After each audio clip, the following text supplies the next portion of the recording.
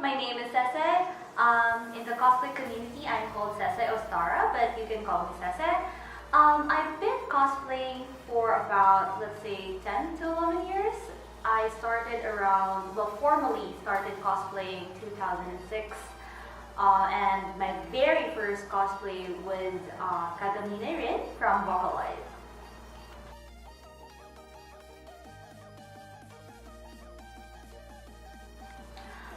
One of the hurdles that I've experienced when I was very new to cosplaying is probably finding graded contact lenses, because I am technically blind. So I remember going to conventions and cosplaying wearing blue or green contact lenses, and I can't see anything.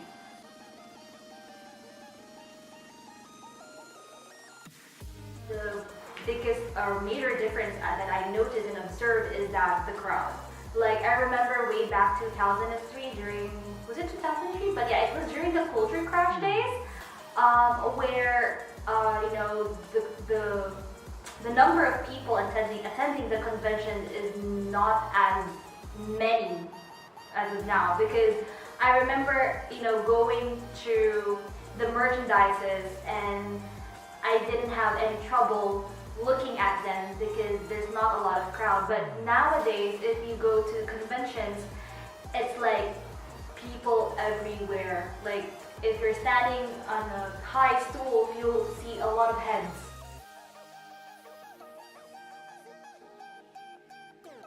I remember when I was starting out and I was cosplaying and I'm just, you know, casually walking outside, not in the convention, I would get this weird stares like I came from another planet, and I remember people call me weird, or sometimes they would say things like, "Oh, it's enemy," or "Oh," or they would say, "Oh, a Naruto cosplayer." Even I'm not cosplaying a character from Naruto. I will hear those, but nowadays, we still get those stares. I mean, come on. You're dressing up as a, you know, a character with brightly colored hair, armors, and things like that. We still get those stares, but it's kind of accepted now. You know, before people don't want to take photos with us, you know, the bystanders. And nowadays, when they see us, they are more engaged into, you know, asking for photos, even asking who the character we are cosplaying.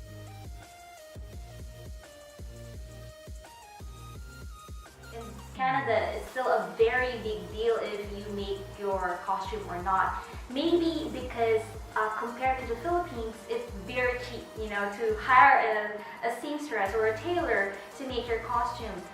There, it's expensive, so they don't have a choice but to make their own from armor. Whether it's an armored cosplay or it's a fabric cosplay, they have to make it on their own. So when they see you cosplaying, the first thing they will ask you is, "So, how did you make your costume?" Not, "Where did you buy it?" or "Where do you have it commissioned?" There's nothing like that there. So you can see there's like really a huge difference from, you know, even from a country like Singapore and Philippines that are both Asian countries. So I guess it also stems that it's, you know, the culture as well.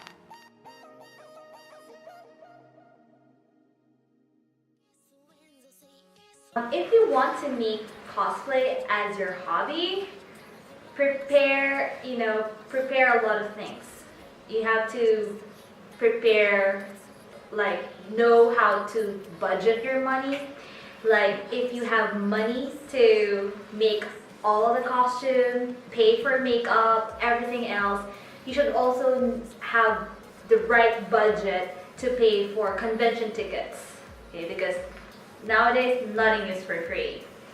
Also, what tip I could give is to you is that the world nowadays is very toxic compared to before.